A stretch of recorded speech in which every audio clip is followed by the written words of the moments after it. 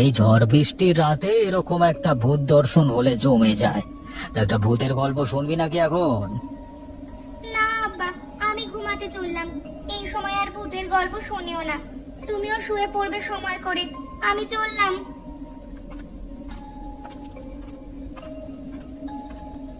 সবই ঠিক আছে, কিন্তু বিড়ালটা এভাবে অদ্ভুত রকম কান্না জুড়ে দিল কেন? বেড়ালের কান্না শুভ সংকেত নয়।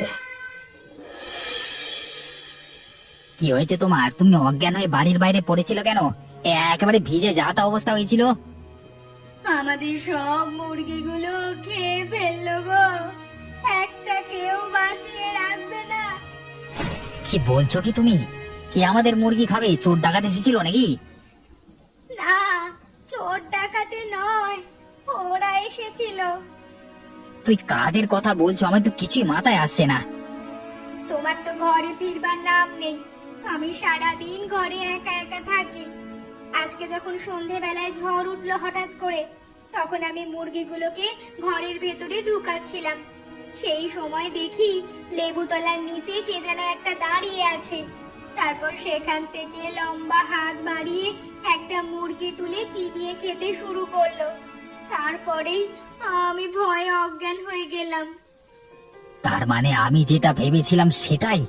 আজকে আমার দোকানের সামনে অনেক ঘটনা ঘটেছে। কি হয়েছে গো? তোমরাও কি ভূত দেখেছো নাকি? থাক, তোমাকে সেসব কথা আর বলবো না। বিশ্রাম নিতে হবে। আজকে অনেক কিছু চিন্তা ভাবনা করেছি, মাথাটা কাজ করছে না, খুব বিরক্ত লাগছে আমার। হ্যাঁ গো, আমার খুব ভয় করতে শুরু করেছে। কোনো ভয় নেই, কিচ্ছু হবে না, আমরা আছি তো। আমি থাকতে তোমার কোনো চিন্তা নেই। এরপর তুমি সন্ধে হলেই বাড়িতে চলে এসো না গো। আমার একা থাকতে খুব ভয় করছে। আচ্ছা ঠিক আছে, তুমি কোনো চিন্তা করো না, সময় হলেই আমি ঠিক চলে আসব। ঘটনা ঘটবার দুদিন বাদ আকাশ মেঘমুক্ত। চাঁদনী স্টেশনে রাতের শেষ ট্রেনটা সশব্দে এসে প্রবেশ করলো, কিন্তু তার মধ্য থেকে নামলো দুজন মাত্র যাত্রী। প্রথমজন সবুর, আর দ্বিতীয় জনকে তখনও ঠিক চেনা যাচ্ছে না, অন্ধকারের মধ্যে আছে। ঠিক যেটা আন্দাজ করেছিলাম সেটাই হলো। একটাও ভ্যান রিক্সা নেই। উফ বাবা, এবার আমাকে ওই গ্রাম্য ভূতুরে গল্পের মতো একা একা যেতে হবে। মাঝ রাস্তায় হয়তো ভূত দেখবো, জমিতে রাত কাটাবো অজ্ঞান হয়ে, সকালবেলায় উঠে থেকে আবার হয়তো জীবন শুরু হবে।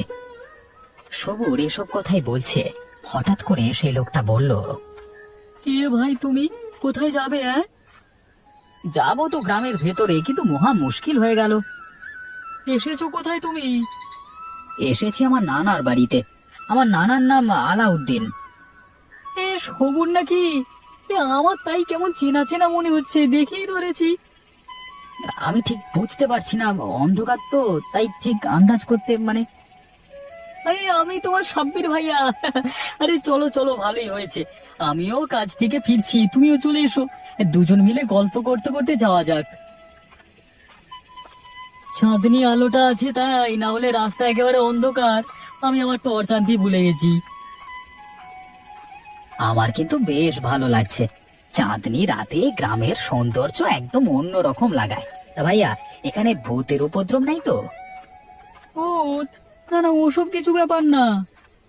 তারা কথা বলতে বলতে তালপুকুরের রাস্তাটার পাশ দিয়ে যাচ্ছে। হঠাৎ করে সবুরের নজর পুকুরের পাড়ের দিকে গেল।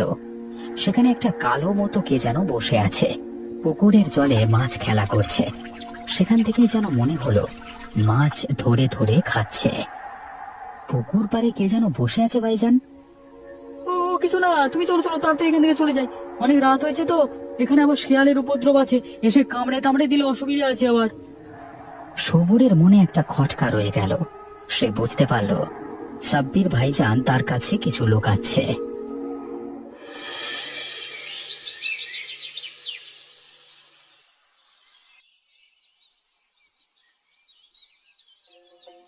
যাক, তোকে অনেকদিন বাদে এখানে দেখে ভালো লাগলো। 2 বছর আগে এসেছিলিস, আমি এখন ঘরে আছি, ভালোই হয়েছে। হ্যাঁ হ্যাঁ, এই তোরা মাঝে মাঝে এলে আমার খুব ভালো লাগে, না হলে তো বাকি জীবনটা একাই কাটাতে হবে। আমার সঙ্গে বলতে আমার বাড়ির কাজের লোকগুলো, ওদের সাথেই গল্প গুজব করে কাটিয়ে দিই। ও আচ্ছা, ভালো কথা। আজকে রাত্রিবেলা আমি কিন্তু মাছ ধরতে যাব, আমার অনেক দিনের শখ। রাত্রিবেলা মাছ ধরতে যাবি? কোথায় মাছ ধরতে যাবি? ওই তো আসবার পথে একটা তাল পুকুর দেখলাম না, বিশাল বড়। সেখানে মানে তার পাশে জায়গাটা আমার খুব ভালো লেগেছিল। ওখানে অন্ধকারে বসে মাছ ধরবার মজাই আলাদা।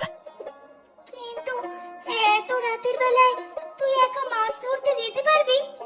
ওদিকে আবার শিয়ালের উৎপাত আছে। আর তাছাড়া আবহাওয়ার যে অবস্থা, যখন তখন বৃষ্টি নামছে। কালকে রাতে আসবার সময় মনে হলো ওখানে যেন কারা বসে মাছ ধরছিল।